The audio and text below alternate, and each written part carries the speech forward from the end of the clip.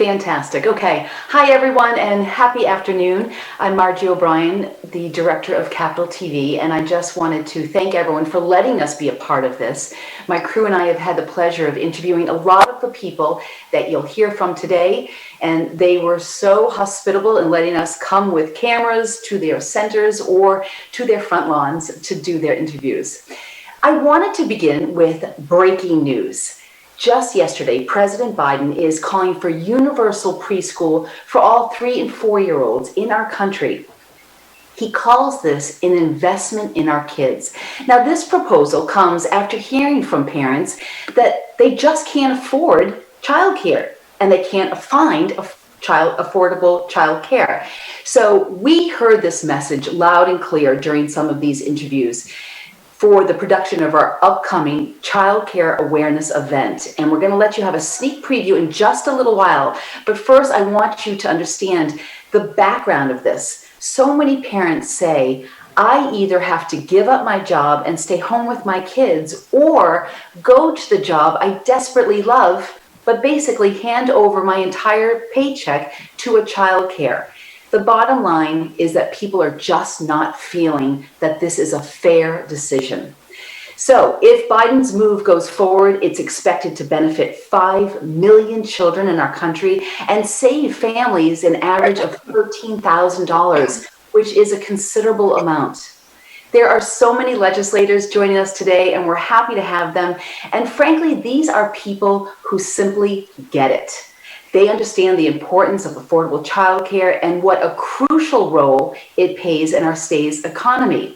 So just to say hi, maybe you could wave in the screen, Senator Sandra Cano, who has a little one at home, Senator Anna Kazarian, Representatives Justine Caldwell, Marianne Shawcross, aka Dr. Daycare, and Representative Deb Ruggiero. You will hear from them as well a little bit later, as well as other dignitaries and child care advocates in a very special Child Care Makes the World Go Round event.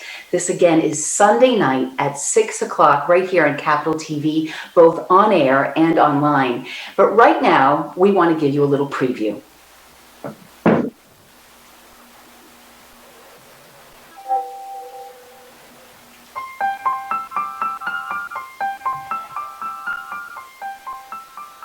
We work to increase access to affordable child care for working families. We help workers and businesses owners to feel assured that their children have a place to grow in a quality early education environment.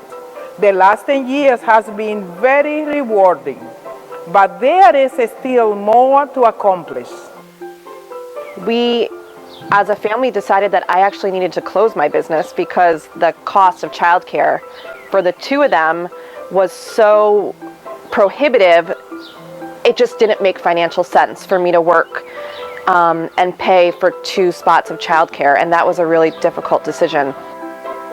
Personally, I would like to see a voucher system for money to stay with the child and with the family, and let the parents decide what kind of childcare works for them the best.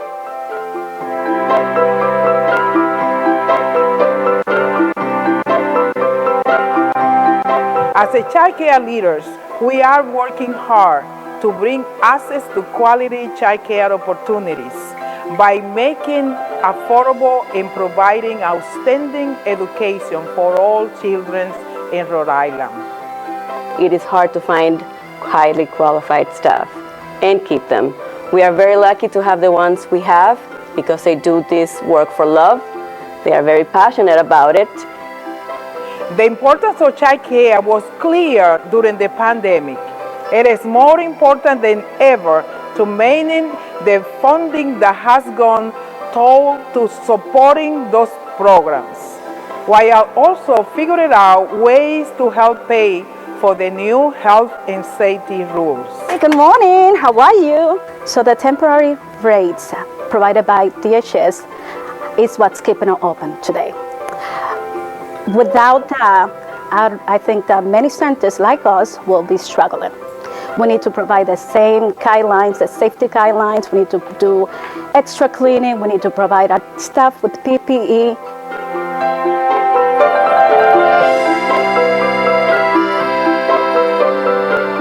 I believe strongly that General Assembly leaders should take the steps needed to support the Rhode Island Child Care is Essential Act, which allows families to have access to affordable, high-quality child care so parents can work and their children can grow, learn, and thrive. Let's keep the conversation going. Please join us for a very special 2021 Child Care Awareness Day event on Sunday, May 2nd at 6 o'clock.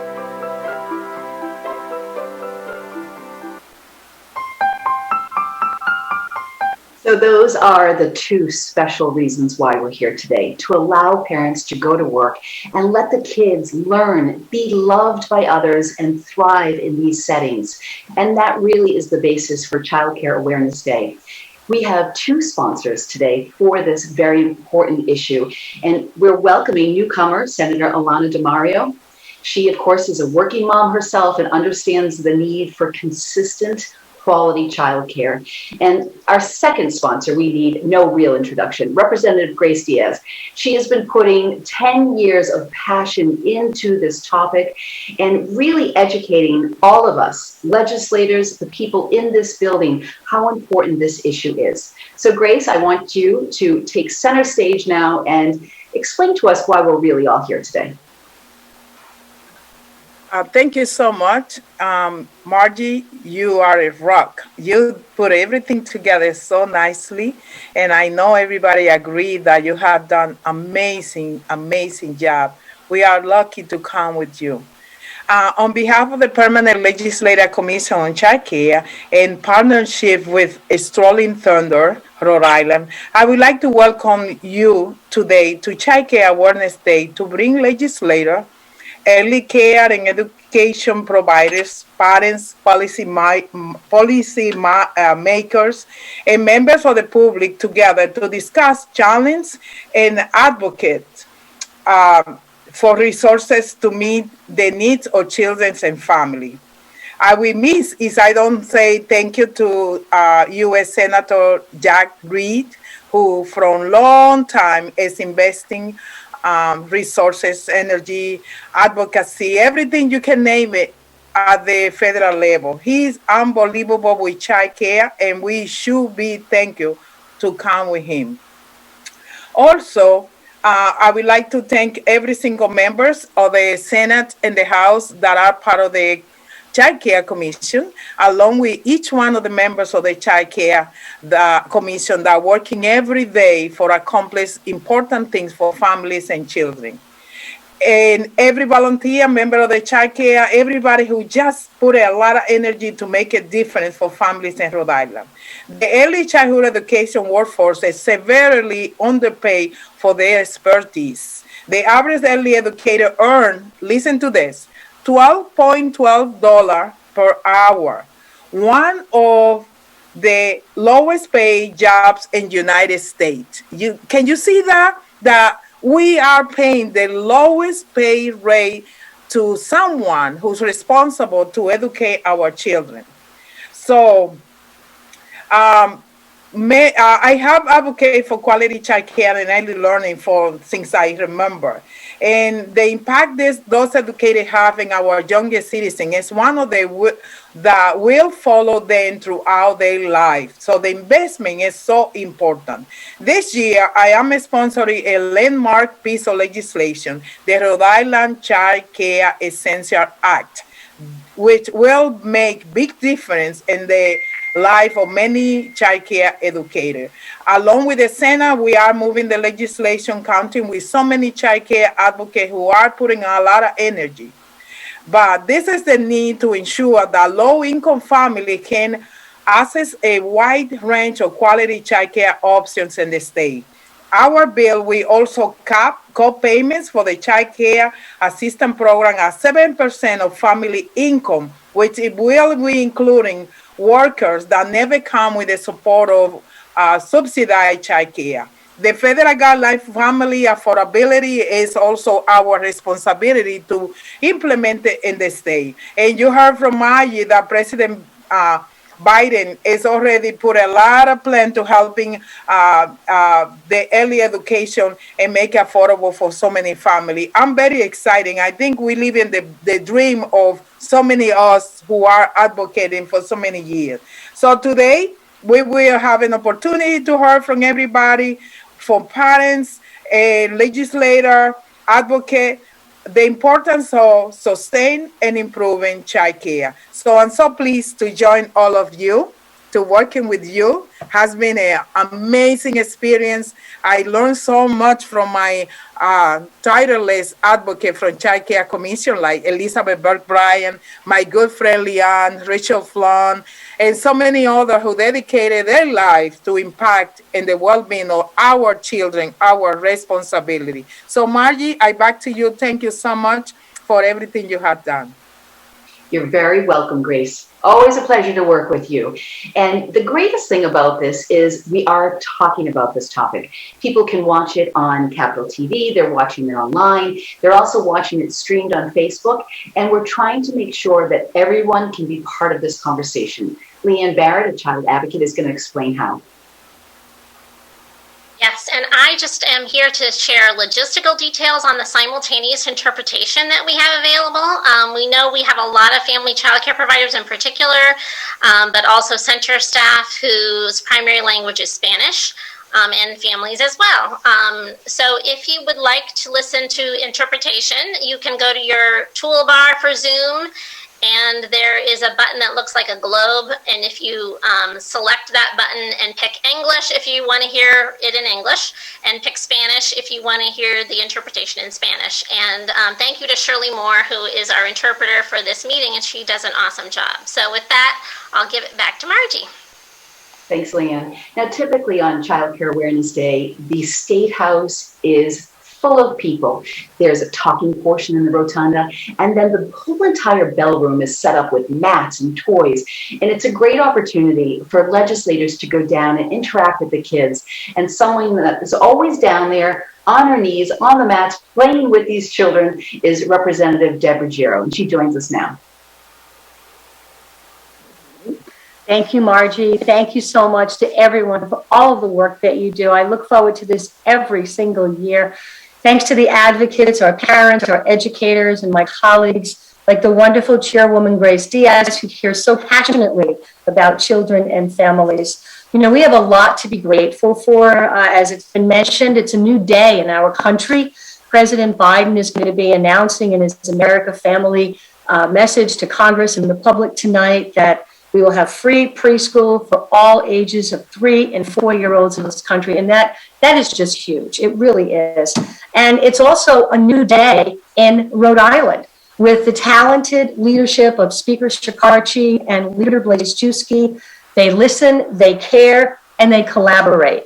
So we may finally see some of the most important child care legislation that so many of us have sponsored over the years. We may see it on the House floor, like increasing rates for the child care centers. But you know, none of this work would ever happen if it weren't for the unsung heroes. And I want to take a minute to recognize our policy partners, because they work tirelessly, educating legislators, educating the public, spending countless hours testifying in House committees and Senate committees. And I have to say, without their brilliant work, none of this policy would ever happen. So a big thank you to Leanne Barrett of Rhode Island Kids Count, Rachel Flum, the Economic Progress Institute, and Mary Varr from Head Start. I want to thank everyone who's here today, but you have to realize that, you know, no one does this alone. It really does take a team. And we're so appreciative of your work. Thank you to the parents, the educators, and especially the advocates. And you should know we care very deeply about you and your family. So thank you so much for inviting me, and continue the great work that you do. Thanks, Margie. Thank you, Rep. We all know that some parents have to make the very difficult decision to put their profession on hold to take care of the kids, because it just doesn't make financial sense to go to work. And we had the pleasure of meeting a parent who had to face this very difficult decision herself. Next, we'd like to welcome Kristen Garden. Hi guys, how are you? So as you heard a little bit on the preview, I actually did have to make the decision to close my private practice after comparing prices for childcare for my two kids. I worked really hard to get a master's degree, to get a licensure in the state, to start a practice, to build a clientele. So it was really difficult for me to realize that I had to close my business just because we couldn't afford childcare. So personally, I'm really invested in this cause. I understand what it's like as a family looking for affordable childcare, but I also have training and education in clinical psychology, and the research is there. It shows the influence and the power of early childhood experiences. So quality or access to quality care isn't only benefiting the family or the child, it's benefiting the community. Those kids are going to grow up to be our neighbors and our coworkers, and taking care of them and giving them access to thrive is really an investment, not just in that family, but in the whole community. So I see it as a very worthwhile cause. Thank you very much, Kristen. And you're going to have the pleasure of meeting Kristen and her whole family on our special on Sunday night. So we told you earlier that the other co-sponsor of this legislation and Child Care Awareness Day is Senator Alana Demario, working mom herself. She understands the crazy juggle between home and work life. And she also mentioned when we spoke to her about how the COVID pandemic has really exacerbated this whole problem. And we're hearing from her now. She's going to be joining us. Hello, Senator. Hello, thank you so much. Again, I just want to echo the comments of some of the previous speakers, my colleagues in the House, Chairwoman Grace Diaz, who I have had the honor of starting to serve with on the Child Care Commission. I appreciate the history of her leadership on that commission and the work that she's done. I'm so excited to be doing this work alongside her, and thank you to Rep. Ruggiero as well for your commitment to these issues. And also, I know that she isn't joining us today, I don't believe, but I do just want to acknowledge my colleague in the Senate, Senator Sandra Cano, who actually introduced the Child Care is Essential Act, and I really appreciate her history of leadership on this issue as well, and bringing me into this as a first-term legislator. So I want to take a moment actually just to speak from the perspective of, as you know, I was introduced to a working mom. And so 12 years ago, almost exactly, I dropped my first son off at a child care center in Cranston for the first time so that I could resume my work as in a community mental health setting in Providence. And I will never forget the woman who worked in the infant room. Her name was Ava, and she was just one of those special people that you knew, like when you walked into the room with your baby, she zoomed right in on the baby. You know, she was tuned into kids, she understood children. And what I came to understand over the year that my son was in that room with her, as a first-time parent, was the role that she played, not just in keeping my son safe and fed and, you know, okay, so that I could go to work every day, but the very real role she played in helping him with his development, in the gains he made in learning how to speak that year and walk, and his social emotional skills, and you know, those first kind of interactions with other children. And so I really wanted to just highlight and pick up on what some other people have said around the idea that childcare is yes, an essential economic piece of, of what makes our community run.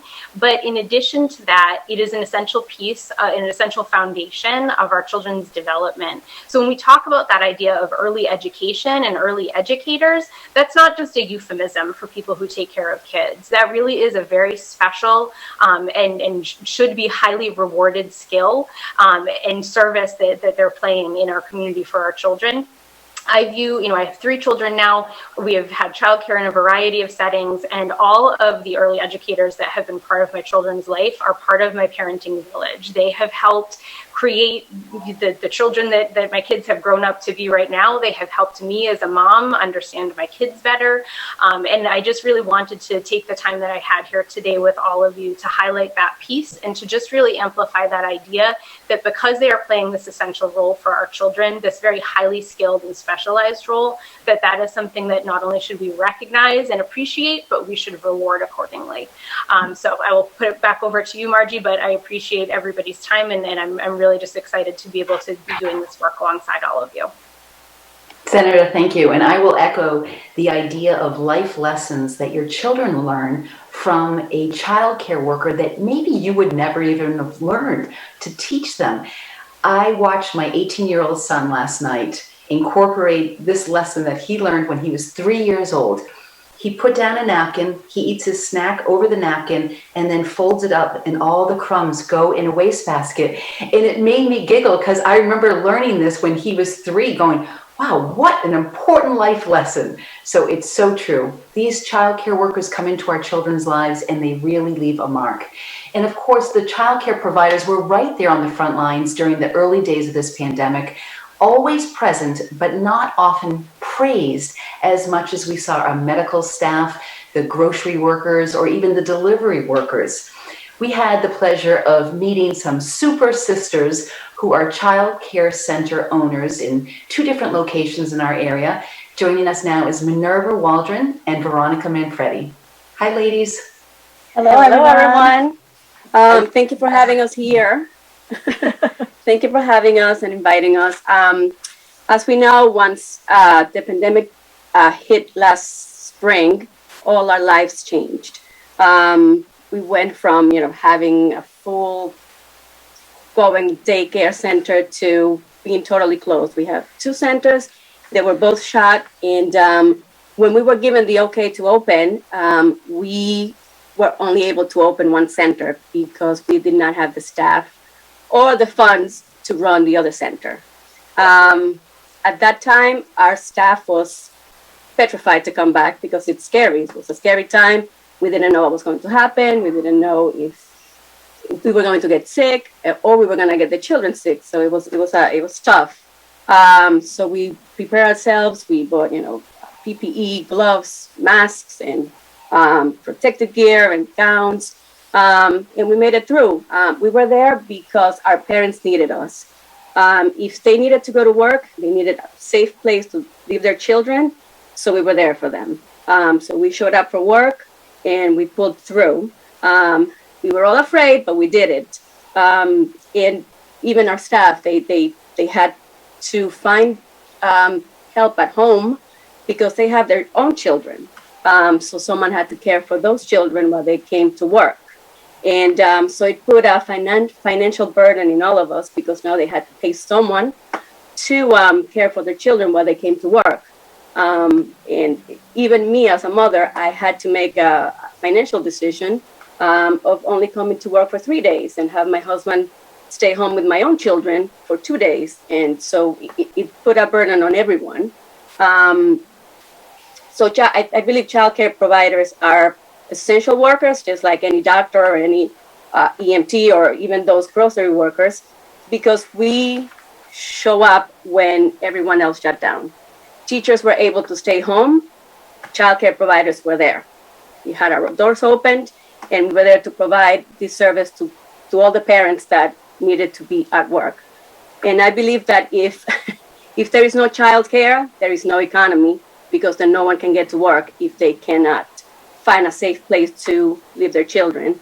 And finally, one of our main goals as a childcare provider is to provide high quality childcare for these children. And without financial support, we cannot retain qualified staff. Yes, childcare providers need financial support in order to maintain and retain qualified teachers. And let's face it, without childcare, our economy could not be reopened. So our children deserve to learn in an environment that is conducive to learn, and that is taught by a qualified teacher who is compensated for the immense work that they do day by day as they are taking care of our children. Back to you, Marjorie. Hold on. I just want to say that childcare does make the world go round. Thank you, ladies, so much. Thank you. And they have wonderful teachers at the center. We had the pleasure of going there twice to film some of our footage that you'll see on Sunday night, and they have very dedicated teachers who just love these kids. And the same can be said for Tina Harris, who is going to be joining us next. She too is an early childhood educator and has great perspective on how important this is for not only working parents, but for the children who attend her center. Tina? Hi, everyone. How are you? So my thought on this whole process is daycare is very essential. The staff that works with the children are very dedicated. We're dedicated to giving them quality in the care that we give. The love that you grow for the families and for the children is very important. I mean, this is a job you have to love. And it's just an essential part of an everyday life of the children. I mean, I'm not good at speaking, so I'm sorry, but my main goal here is just to say that this is the job that I was made for. I adore and love every piece of what I do. The money is not that great, obviously. I have children of my own, and I struggle, like making sure that my children are taken care of, on top of trying to give other children what they need as I work. So, I mean, that's it for me. Sorry. All right. Very well said, Tina, and we know you are passionate about your job. So in 1994, I started here as a reporter, and one of the first stories I ever had to cover included an interview with Elizabeth Burke Bryant. So 1994, she had amazing passion for this topic, for putting children first in Rhode Island. She's joining us now, and I know all these years later, Elizabeth, you have that same passion. Thank you so much, Margie. And I remember that clearly, and it's been quite a road since then. Thank you for all of your great reporting and everything else that you're doing.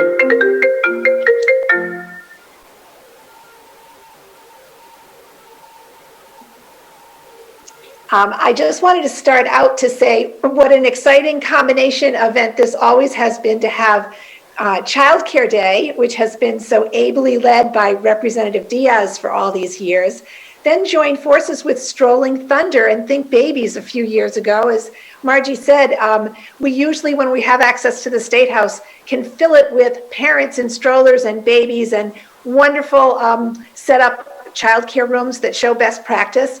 And this year we couldn't do that, but we have a virtual Strolling Thunder that is part of this Childcare Makes the World Go Round and Childcare Day event. We're hearing from parents that are sending in pictures of themselves and their babies and talking about how important childcare is for them. So Strolling Thunder continues, and we are all so excited to be a partner in this Right from the Start campaign that I'm just going to tell you a little bit about. Right from the Start is a state budget and legislative campaign to advance policies for families with young children in Rhode Island that work and lead to better outcomes. The steering committee is made up with some fabulous organizations who are great advocates: Beautiful Beginnings, Economic Progress Institute, Latino Policy Institute, RI Association for Infant Mental Health, RI Head Start Association, Rhode Island Association for the Education of Young Children, and Rhode Island Kids Count. Some of our campaign champions include the Rhode Island chapter of the American Academy of Pediatrics, East Bay Community Action, Parents Leading for Educational Equity, and Rhode Island Now, and many more, and getting longer all the time.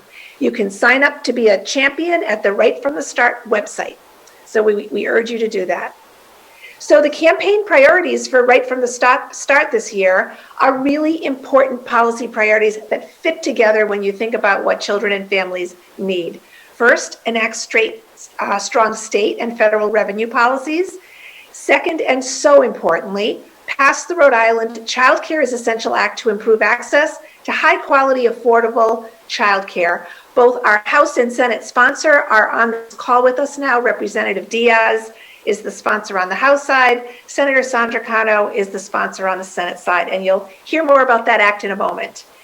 Pass the Rhode Island Educators Investment Act to establish goals for early educator wages. We have heard just how low hourly rates for childcare educators are, and that act aims to change that. Next, improve our state's paid family leave program, which is temporary caregivers insurance. We got a good start by being one of the few states that initially passed paid family leave, and now we're working to improve it, to extend the weeks and to make it more possible for low-wage workers to be able to take advantage of this important, critical, not to be missed time with your newborn or caring for a sick child or family member. Next slide, if we can. The last few priorities, all important. Cover community-based doula services through Medicaid and private health insurance. Address the staffing crisis for the Rhode Island Early Intervention Program and our network of voluntary family home visiting programs by increasing Medicaid rates. Maintain full state funding and children's access to our high-quality Rhode Island pre-K and Head Start programs. And finally, promote maternal, physical, and mental health by extending Medicaid coverage through Right Care for moms through 12 months postpartum rather than just 60 days, which everyone can understand is such an important thing to do for new parents. Okay, I'm going to dive a little bit deeper into some of the essential elements of the Child Care is Essential Act. The act would permanently increase Child Care Assistance Program, or CCAP, rates. And this is really, really important, as we heard from Veronica and Minerva a little while ago. It would promote access to quality care by meeting or exceeding federal standards for all age groups and all settings. The next key piece is to help us pass the Child Care is Essential Act to give weekly infant care bonuses. The act as written suggested a $20 a week weekly bonus given to providers for each infant under 18 months. Now there's a really important amendment being discussed that would increase that to a $25 a week weekly bonus, and it would be for infants and toddlers as well. So I think that's a really important amendment that's being discussed as we speak and would strengthen the bill even further. Next. Help us pass the Child Care is Essential Act to cap family co-payments at 7% of family income. So many of our speakers today have talked about affordable, quality childcare. That is absolutely essential in order to have families be able to find the childcare that they need, that they can afford, that has the high quality that makes children be more school ready and have important positive outcomes. So the CCAP family subsidy would be, the co-payments would be no more than 7% of income. So those are some of the essential aspects of the bill. And the last one is to allow more low-income families, more low-income working families, to qualify for a CCAP certificate. And that means expanding eligibility so more families can take advantage of this incredibly important program. It would increase eligibility for families up to families with incomes at or below 225% of the federal poverty level, and allow enrolled families to retain the benefit up to 300% of the federal poverty level. We think that's a really key component of this multifaceted bill that, as Representative Diaz from the start said, this is what we need to pass. So we are just really excited at Rhode Island Kids Count and with all of our partners in right from the start to be working closely with champions in the General Assembly and so many advocates, a growing number of child care champions, to get Child Care is Essential Act passed this year. Thank you so much, Margie, for getting us all together. And thanks to everyone for doing everything you do to make it happen. So people have touched on it, but for any newcomers this year, I want to set the scene for you of what a typical day would be like here at the State House on Child Care Awareness Day. You can feel it before you even hear it. They are police on horseback, great music, and then the strolling thunder comes up Francis Street onto Smith Street. Hundreds of parents pushing the most adorable children in strollers coming in to the State House for the talks, for really the hugs, the shaking of the hands, which I miss personally. But we're going to get back there. I did watch last year's event, and I said then, in 2021, we'll be back at the State House.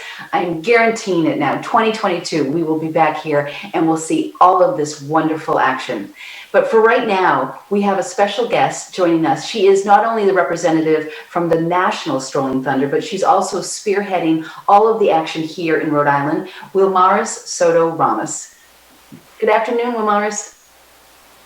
Hi, thank you all so much for allowing me to be here today. It's so inspiring, truly, to hear everyone speak on such an important topic that's not only close and dear to my heart, but for everyone here. So thank you again for giving me this opportunity. As Margie said, my name is Wilmaris, and I'm so honored to represent Rhode Island in so many ways, not only here, but nationally through Strolling Thunder. And I live in Pawtucket, so I'm local, and I live with my partner Steven and our daughter, who is 6 months old, almost 7, almost 7 months, which is so crazy. And she's our rainbow after encountering many storms to get here. So again, thank you. I got involved in this work due to my own experiences and challenges as a new mom, and seeing the need to have policies in place that really protect us and our families here, especially our most vulnerable families. All of the right from the start priorities such as the doula coverage, paid family leave, child care, and early childhood educator wages, and allowing moms to keep Medicaid coverage through the 12 months postpartum instead of the current 60 days, as you heard, which will particularly help moms who experience postpartum depression to be able to access the treatment necessary for them to help them recover. I, for one, would have benefited from many of these policies, especially the doula coverages, and even the 12 months postpartum, as I dealt with my own postpartum depression after giving birth to my daughter, because of my own grief and everything that was happening in my life. And so I had to, tap into other sources that also affected my finances in my home and as a family. That was really difficult and challenging to deal with. So these policies are so essential for us families with young children. And without them, we're forced to make choices like many of what the other parents spoke about. We're forced to make choices that we don't necessarily want to make because these policies are not in place currently. And I continue to advocate for these policies and continue to urge our assembly leaders to take action this year to move us forward. So that way our families have the quality childcare and support needed to raise our healthy babies and to have happy families. So I'm really here to be an advocate, a voice, and I'm so grateful to have this opportunity because it's so important and so crucial. And the urgency is so there, as you all heard. So please, I continue to urge everyone to continue to advocate. So families can have these opportunities and don't have to continue to make these difficult choices. So thank you. Thank you, Wilmaris. So we're doing really well time-wise, and I want to save the last 15 minutes to push this topic. How can we make sure that affordable childcare stays in the everyday conversation? How can we create new policies statewide to help working parents? I'm going to elicit the help of Senator Cano and Representatives Caldwell and Shawcross Smith for this, so please chime in. What more can we be doing to really make sure that working parents have great decisions in our state?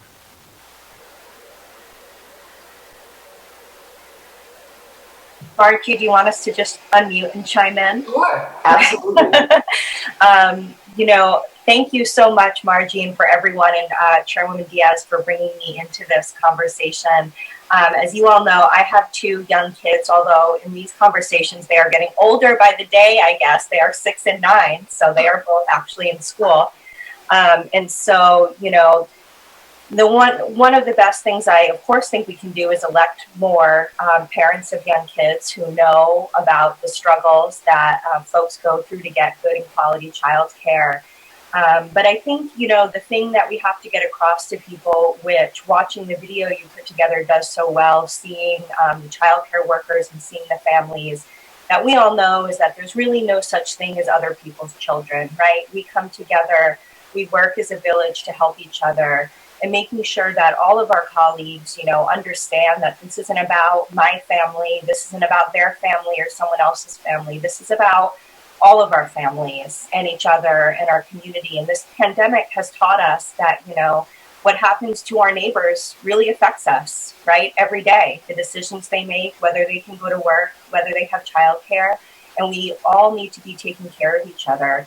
And I want to say it just warmed my heart. My story is in Kristen's story and Alana's story and so many others, and yours too, Margie. And watching the childcare workers in that video, I can't wait to see them all on Sunday night, because truly, they deserve to be so much better compensated. And they are oftentimes the women who are raising other people's children, and they are doing it like they are their own children. And they deserve, all of the support and the thanks that we can give them financially and here today. So thank you. Senator Cano, are you still with us? I know Yes, I am. And I just wanted to say thank you so much, Margie, and to everybody here today for really highlighting the crucial and life-changing importance of childcare in our state, and what it means to all of us and to families without access to that quality and affordable childcare.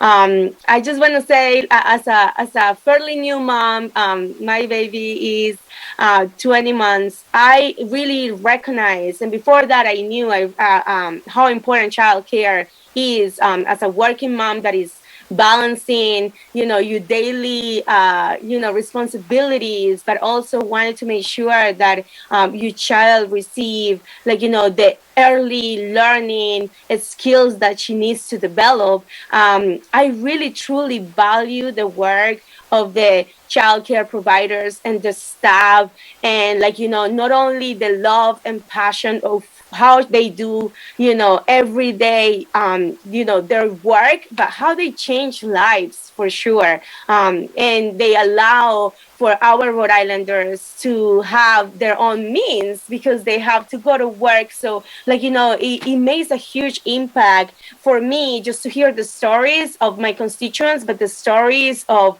every single mom that have shared their experiences. And I would say that we need to continue to advocate together.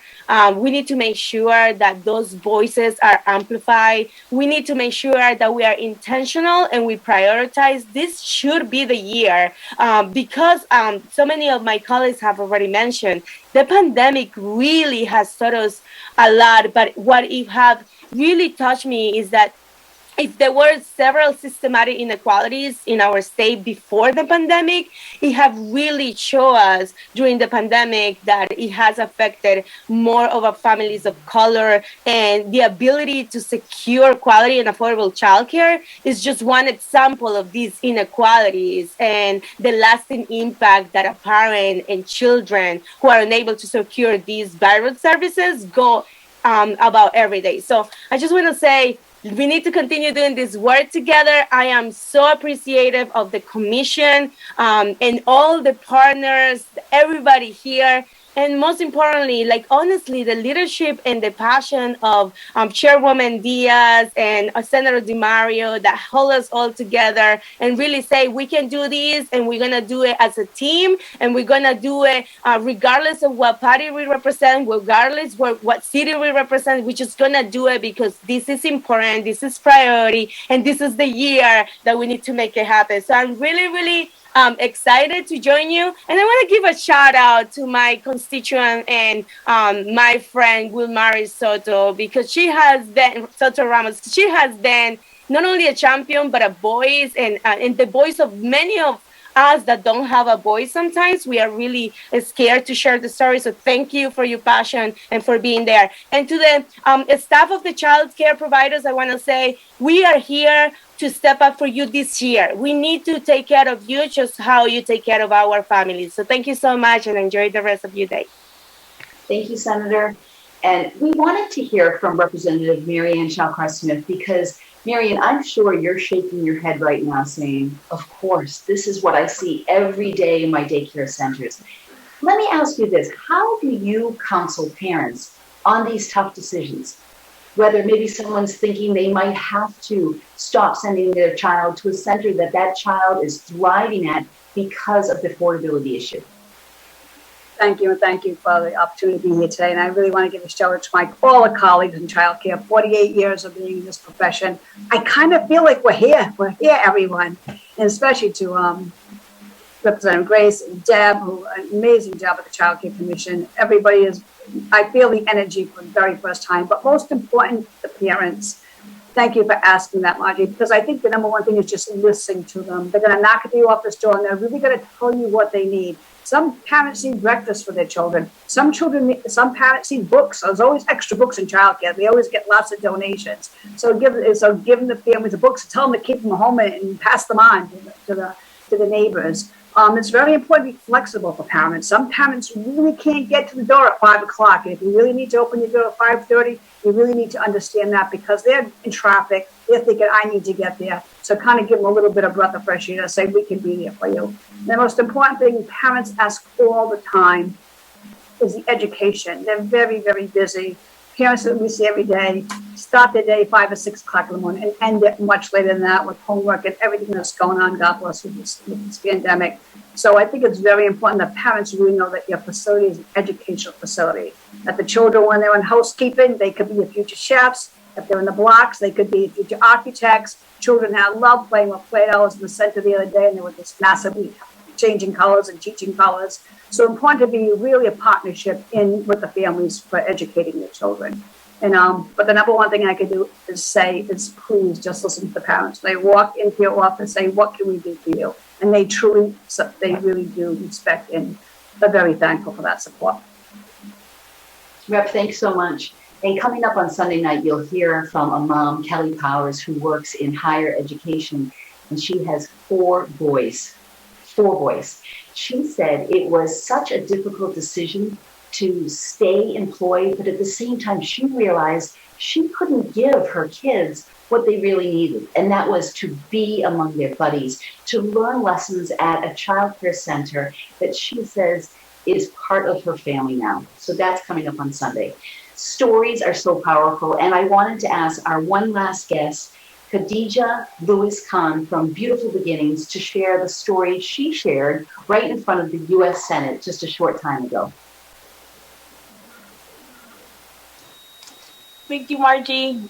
So do you want me to, yesterday I was able to speak in front of the Senate Help Committee about ways to strengthen the early education system in the country. And I was happy to represent Rhode Island and Rhode Island educators and programs and let them know what we need. The system has been underfunded for decades, and COVID has just exacerbated our problems.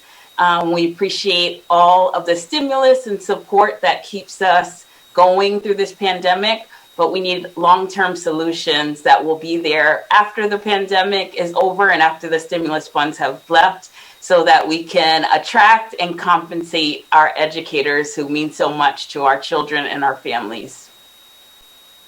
So thank you so much. Thank you very much. We are so glad that all of you could join us for today, and we're really looking forward to Sunday night. We did want to give a shout out to Orbit. I don't know if you noticed that adorable globe character. He's our official mascot of Child Care Makes the World Go Round. So again, Sunday night, set your DVRs if you can't make it. It'll be 6 o'clock on Capital TV, both on air and live on our web channel 1. After the presentation, we of course will have it on demand so you can share the link to your friends and to coworkers and really continue the conversation about why affordable, quality childcare is so important in our state. Thanks to all of our participants today, the legislators who have pushed this process going forward for 10 years now. Special shout out to Chair Grace Diaz for all of her passion and love for this topic.